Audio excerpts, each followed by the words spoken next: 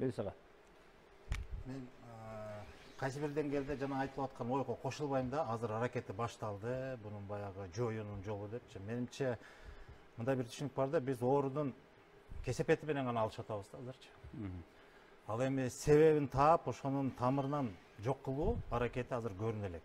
Бул менин түшүнүгүмдө. Анан Акын агай туура айтты, бул кылмыш дүйнөсү деген түшүнүктүн өзү бизге Советтер Союзунан мураска калган нерсе.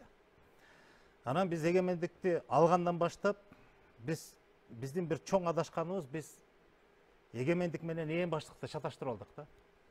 Эгемендикти алдык деп мамлекеттин жетекчилик кызматта турган эң төбөлдөрү, мына Акын агай азыр туура айтты, өздөрү ошол мамлекеттин, элдин эгемендигин ойлобостон, ошол эң баштык жолго салып, өздөрү кылмыштуулукка жол ачып берди. Жана мыйзамсыз баюулардын баарын көрдү да, анан ал жерде мураска калган кылмыш дүйнөсү, ал эч кандай түптөлгөн нерсе, ал ошонун жолун улап эле кетти. Экөө чырмалышып кетти, айкалышып кетти. Анан мына Ысырпай агай айткандай туура, азыр бийлик менен кылмыш дүйнөсү экөө тең эле баратат. Расмий да, расмий эмес да жыйындарда деле чогуу турат, көрүп эле жүрөбүз. Эми буну менен мактана турган жагдай эмес. Маселе, мен бир кызык нерсени айткым келип атат, жанагы мамлекеттик мыйзамдуулук жөнүндө айтып атпайбызбы? Маселе ошол мыйзамдуулук кандай орнош керек, мамлекеттүүлүк кандай болуш керек деген нерсеге келгенде биз бир нерсени түшүнбөй атабыз да. Биз эгемендикти алгандан баштап, баягы советтик мамлекеттик түзүмдөн баш тартып, андагы негизги советтик мамлекеттик түзүм, тартип, эреже, мыйзам деген нерседен баш тартып, биз баягы өз алдынча мамлекет куралы деген ой болгон, бирок өз алдынча мамлекет, эгемен мамлекет кура алган жокпуз. Биз сырттан таңгылаган мамлекеттик түзүм, мамлекеттик башкаруу системасы, саясий түшүнүктөрдүн баары сырттан келген нерселер биздин элибиздин дүйнө таанымына, маданиятына, менталитет деп коебуз, ошонун баарына эми төп келбейт албетте. Кайсы бир нерселери туура келсе келгендир, бирок негизинен жат нерселер көп кирди. Анан ошол мамлекеттик түзүм тартиби менен кошо жүрүп отуруп бийликтин алсыздыгын жаратты. Азыр Сыртпай агайдын оюн мен толук кубаттагым келип атат. Бийликтин аракетсиздиги дедиңизби, ошол башында турат деген кайсы бир деңгээлде туура. Себеби эгерде бийлик чыныгы өзүнүн табиятын түшүнсө, мыйзамдуулукту орноткусу келсе, анда кылмыш дүйнөсүн эң биринчи ошол аракеттен башташ керек. Себеби кылмыш дүйнөсү расмий бийликтин, мамлекеттик түзүмдүн атаандашы деп эле кабыл алыш керек. Себеби алардын тартиби өзүнчө, алардын өкүмү өзүнчө, алардын аракеттери өзүнчө, алар экөө тең элге карата болгон бир үстөмдүгүн тургузуп атат. Бийлик, саясий бийлик, бул расмий элди башкаруу деген сөз. Элди тартипке, калыпка салуу, анын жашоосун камсыздоо. Кылмыш дүйнөсү ошол эле ишти аткарат. Өзүнүн ыңгайында, өзүнүн кызыкчылыгында. Анан ошондон эки мындай кош бийлик эле болот да, ачык айтканда. Эми ошол кылмыштуу дүйнөнү жок кылуунун аракети, демек бийлик өзүнүн табиятын, өзүнүн ордун түшүнбөй атат деген сөздү мен айткым келет. Анан бизде бир жаман оор бар. Ушул күнгө чейин азыркы мамлекеттик жетекчилерде да, саясатчыларда да ошондой түшүнүк калыптанган, илгеркиден бери келген. Жаңы велосипед ойлоп табуунун кереги жок деген. Бар нерсени ал дагы колдон дейт. Өзүңө ылайык таштап туруп колдон деп туруп, биз конституциядан баштап бардык нерсени ошондой кылып өзүбүзгө кийгизип атабыз. Сырткы көйнөктөрдүн баарын. Ички табиятыбызга келеби, келбеби, аны ойлогон эч ким жок. Таптакыр каршы келген нерселерди алдык. Мына адам укугу деп атып, кылмыш дүйнөсүнүн эң атактуусун кызыл килем менен учуруп жөнөтүп ийдик өткөн бийликте. Аны кантип унутууга болот? Бүтүн мамлекеттин, бүтүн улуттун намысын тебелеп туруп, бийлик өзү аралашып туруп, аны качырып ийгенден кийин анан кайдагы бийлик жөнүндө сөз кылып атат. Азыркы бийлик кандай аракет кылып атат билбейм. Бирок менин түшүнүгүмдө, мен мындай бир сын сөз айткым келип атат да. Кесепет менен күрөшүп атат. Ооба, атышты тигиндей жок кылынды деп атабыз. Дагы ким башка турса дагы жок кылабыз. Маселечи, улам бирөө чыга берет, ал табигый көрүнүш. Улам бирөөнүн башын жок кылган сайынчы маселе чечилбейт да. Тамырын. Маселе тамырын жок кылууда. Мисалы, эгерде биз баягы велосипед ойлоп табуунун кажети жок деген оюндо мен эмнени айткым келет? Биздин өзүбүздүн турмуштук бай тажрыйбабызда мамлекет куруу, мыйзамдуулук бар беле дегенде, ошондон эки ооз сөз айтайын. Мисалы, 1000 жыл илгери Жусуп Баласагындын жазган Кут билими бар. Ошол жерде бүгүнкү күнгө чейин биз кут билим деп эле айтып келебиз. Чындап келгенде түпкү аталышында ал кут билим эмес, кут аткы билик деген сөз. Кут алып келүүчү бийлик деген сөз. Бул чыгарманы тереңинен, узун туурасынан окуп изилдеген адам кадимки мамлекеттүүлүктүн негиздери жөнүндөгү чыгарма экенин баарыбыз билебиз. Мына агай турат. Мына ошол жерде негизги мамлекеттүүлүктүн 4 эле түркүгө айтылат. Биринчиси адилеттүүлүк. Бул падышага тиешелүү. падыша адилет болуш керек. Адилеттүүлүктүн принцибинин негизинде гана башкарыш керек. Бул бир. Экинчи, мисалы Хас Хажип жөнүндө сөз болуп атат, дөөлөт дейт. Айтолдун айтылат. Бул азыркы замандын талабын айтсак, бул аппарат, гос аппарат. Ал дөөлөттүү болуш керек. Ал ар тарапты өнүккөн, бир нерсени көзгө илбей унутуп калып, аны эсепке албай алган турбайбызбы деп бир баягы жаза баскан жерде экинчи, үчүнчү ирет кайталап отурган болбош керек ал жерде. Баардык стратегиялык, идеологиялык негизде баары ойлонуп, тастыкталып, такталган иштер болуш керек. Анан дагы эки түркүлүк бар, ал жерде каниеттүүлүк менен акылмандык. Мына ошол жерде бул мамлекеттик кызматкер кандай болот дегенде эки гана түшүнүк формасы. Негизгиси бул биринчиси каниет, экинчиси акыл. Акыл бул эмне? Бул билим берүү, жана башка интеллект. Мына азыр ошол басымыбыз. Экинчи каниеттүүлүк деген бул адамдын ички жан дүйнөсүнүн адамдык касиетин өстүрө турган, калыпка сала турган нерсе. Барга көпкө, жокко чөккө деген түшүнүк да. Аны бүгүнкү күндө кайсы тармак ошого жооп берет? Бул Маданият министрлиги. Бүгүнкү күндө адамды калыптап, мамлекетти өстүрүп, өнүктүрүү жолуна сала турган эң жоопкерчиликтүү эки тармак болуш керек. Ал билим менен маданият.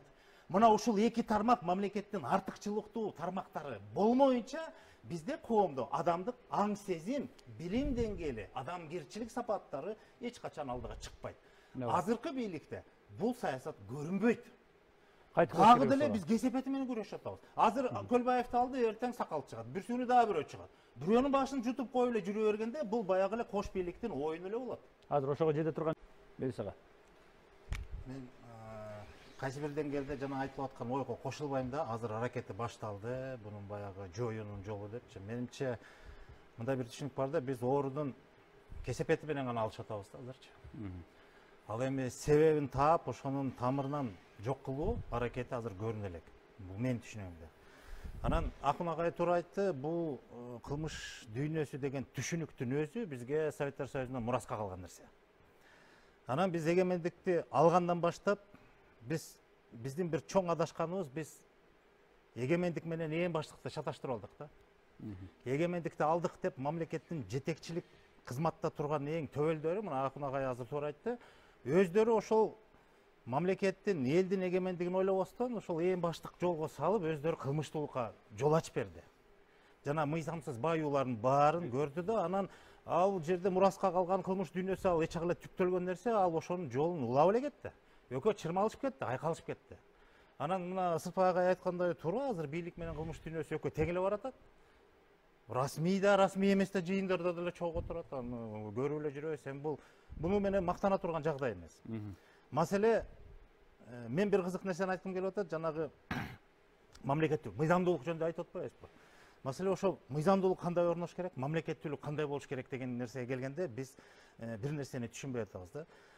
Биз эгемендикти алгандан баштап, баягы советтик мамлекеттик түзүмдөн баш тартып, андагы негизги советтик мамлекеттик түзүм, тартип, эреже, мыйзам деген нерседен баш тартып, биз баягы өз алдынча мамлекет куралы деген ой болгон, бирок өз алдынча мамлекет, эгемен мамлекет кура алган жокпуз. Биз сырттан таңгылаган мамлекеттик түзүм, мамлекеттик башкаруу системасы, саясий түшүнүктөрдүн баары сырттан келген нерселер биздин элибиздин дүйнө таанымына, маданиятына, менталитет деп коебуз, ошонун баарына эми төп келбейт албетте.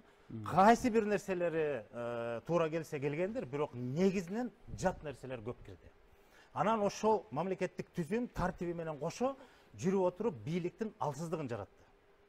Азыр Сырпай агайдын оюн мен толук кубаттагым келип атат. Бийликтин аракетсиздиги дедиңизби, ошол башында турат деген кайсы бир деңгээлде туура.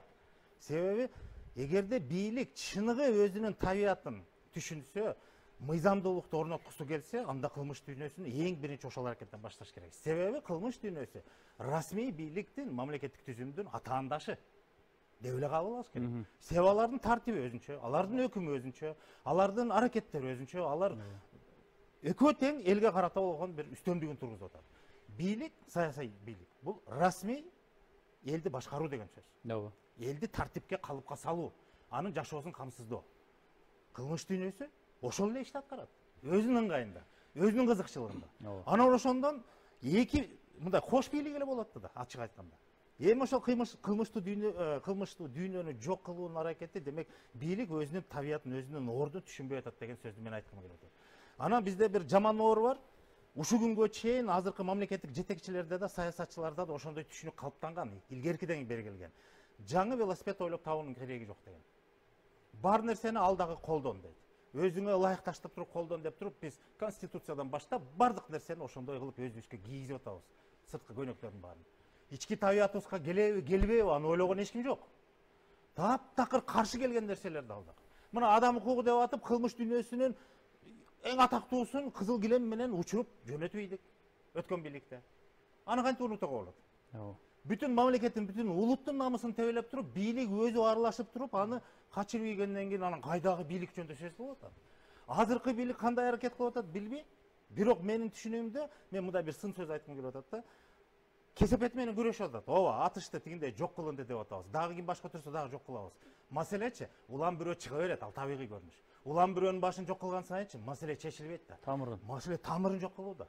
Мисалы, эгерде биз баягы велосипед ойлоп табуунун кажети жок деген оюндо мен эмнени айткым келет? Биздин өзүбүздүн турмуштук бай тажрыйбабызда мамлекет куруу, мыйзамдуулук бар беле дегенде, ошондон эки ооз сөз айтайын. Мисалы, 1000 жыл илгери Жусуп Баласагынын жазган Кут билими бар. Ошол жерде бүгүнкү күнгө чейин биз кут билим деп эле айтып келебиз. Чындап келгенде түпкү аталышында ал кут билим эмес, кут аткыр билик деген сөз. Кут алып келүүчү бийлик деген сөз. Бул чыгарманы тереңинен узун туурасынан окуп изилдеген адам кадимки мамлекеттүүлүктүн негиздери жөнүндөгү чыгарма экенин баарыбыз билебиз. Мына агай турат. Мына ошол жерде негизги мамлекеттүүлүктүн 4 эле түркүгү айтылат. Биринчиси адилеттүүлүк. Бул падышага тиешелүү. Падыша, адилет болуш керек. Адилеттүүлүктүн принцибинин негизинде гана башкарыш керек. Бул бир. Экинчи, мисалы Хас Хажип жөнүндө сөз болуп атат, дөөлөт дейт. Айтолдун айтылат. Бул азыркы замандын талабын айтсак, бул аппарат, гос аппарат. Ал дөөлөттүү болуш керек.